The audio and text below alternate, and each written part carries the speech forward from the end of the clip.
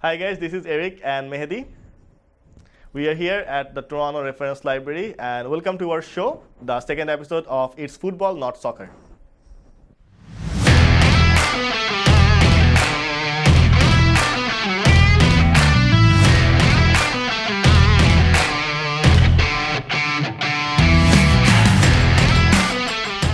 So Mehedi, what's going on in the football world? Well, the international break is going on the football world. I don't think anyone likes the international break unless it's like a Euro or World Cup. Of course. So yeah, I think that's what we're going to talk about today. Not the international break, of course, but what's happening around the football world or what's happened in the football world over the last week.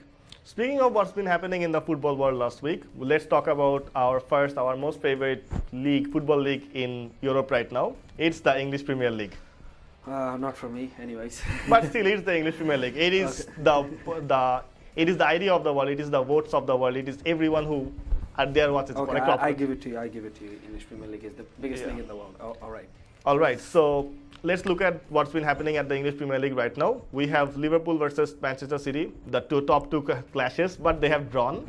I think it was an intense game, but people expected a lot of goals from this game with the attacking firepower that both the teams have. But apart from that, terrible penalty miss from Mahrez, there was no goal threat or opportunity of goals in this game, which was odd because it was an intense game, to be honest. But people expected a lot of goals.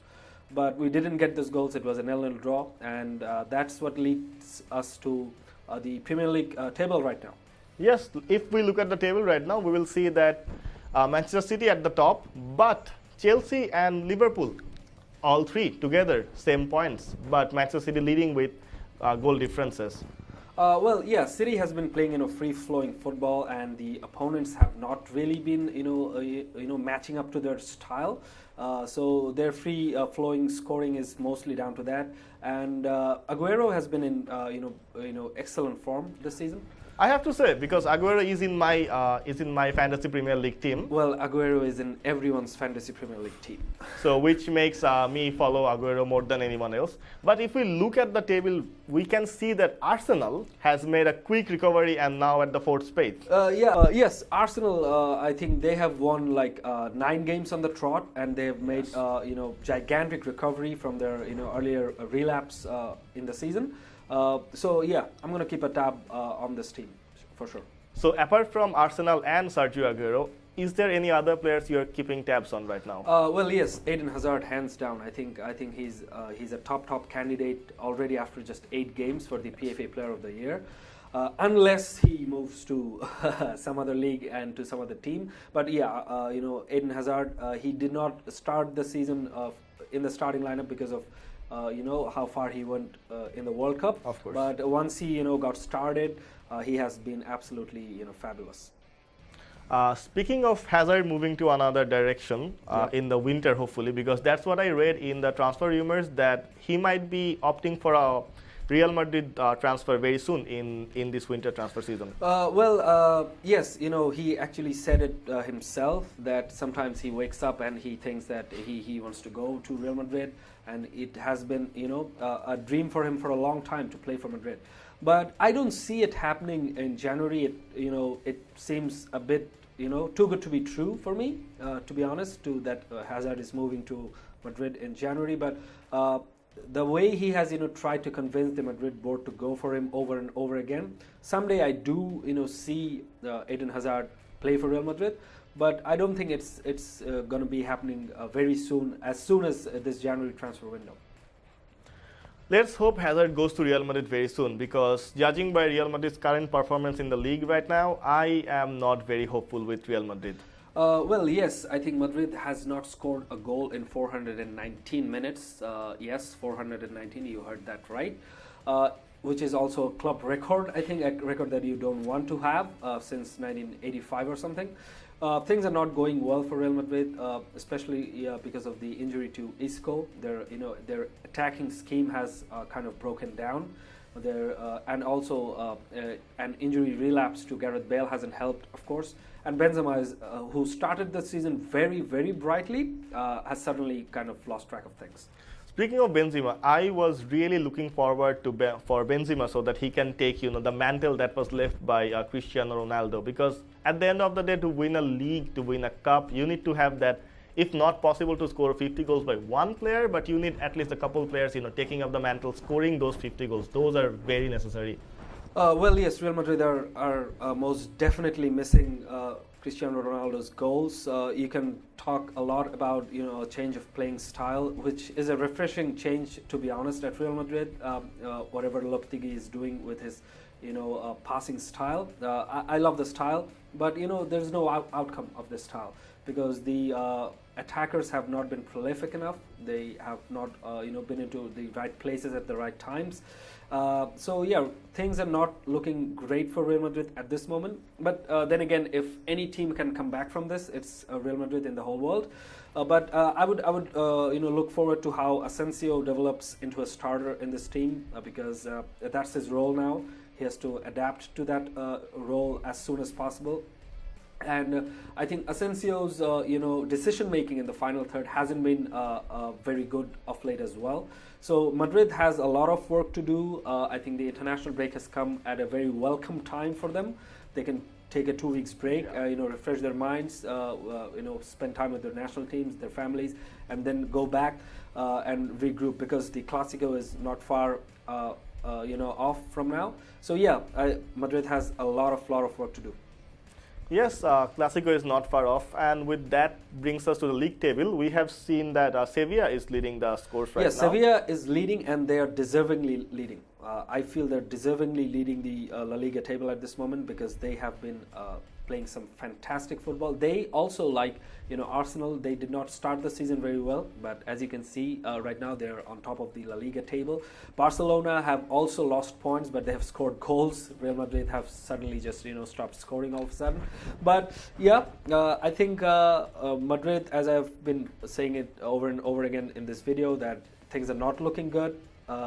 This many points from 8 games is not good enough for Real Madrid. It's pretty mediocre. Well, speaking of mediocrity, the only name that comes to my mind is Jose Mourinho. Are we really going there? Yes, sadly we have to go there. Okay. Mourinho, good coach for the first term, for the second term, not so much for the third term. I have seen, as a Liverpool fan myself, I have seen him manage Chelsea. I have been seeing him manage United right now. Your biggest rivals, of course. Of course, yeah, in the English Premier League. Of course. And also, as a staunch Real Madrid supporter, you have seen him manage Real Madrid in, I think, 2011-2012 season. Yeah. I think 2000. If we go back to that 2011-12 season, I think that was epitome of that was the epitome of Mourinho's managerial success. He has won the treble with Inter Milan. He has won the Champions League with Porto. But I always keep going back to the league season because the kind of playing style, the kind of energy that Real Madrid side had, I haven't seen anything like that in recent times. Particularly the kind of form Barcelona was back then, to take the league title from that team and to send Pep Guardiola into a sabbatical, that was just brilliant. But what Mourinho does, I think he loses track after a while because he's such a strong personality. The personality conflicts start to happen. He has suddenly made things all about himself rather than the team or rather than football. You see every Jose Mourinho press conference these days, he's just talking about his accomplishments mostly.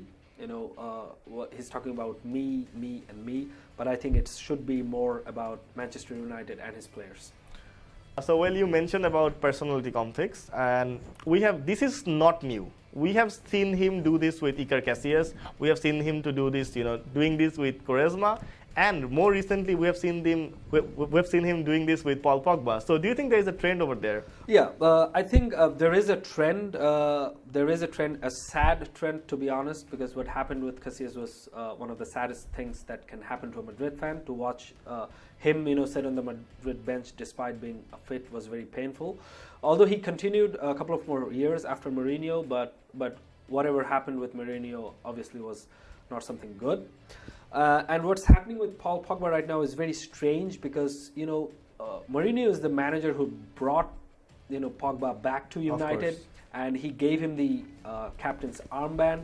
But he certainly didn't like how freely Pogba spoke to the media about the team's style. I'm not going to go in the details, or I'm not going to go deep about what Pogba did was right or wrong.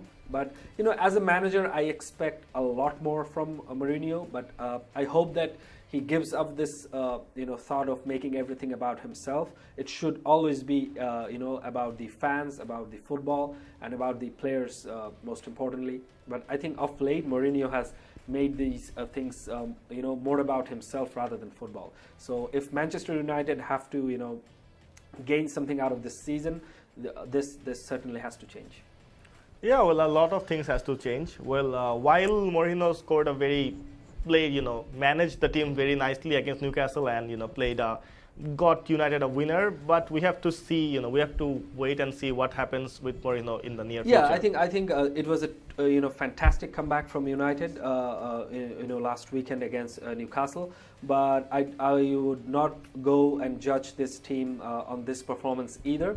We're going to have to wait that how he manages the team until the winter transfer window, if they need reinforcements or not, because I think at the back United are a bit light at the back.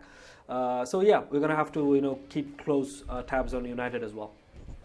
Well, that wraps up our discussion on what's been happening at the Premier League. Now let's talk about the international breaks. We have some good games going on. Yes, the UEFA Nations League, although your coach Klopp is not a big fan of this. He said that the UEFA Nations League makes absolutely no sense. But I don't like these international breaks myself. But if there are official matches going on, they're of course worthy of watching. There's some good games coming up. I guess the England versus Croatia. That's one of the good games. Let's hope. Yes, yeah. And there's also Wales versus Spain as well. I always try to follow Spain's international games. There's Argentina versus Egypt. They're going, through a bit of their turmoil as well. So a good international break to follow through. All right, so we are probably going to see you guys after the international break. The El Clasico is coming up. Hope you guys like the video. Cheers. Take care.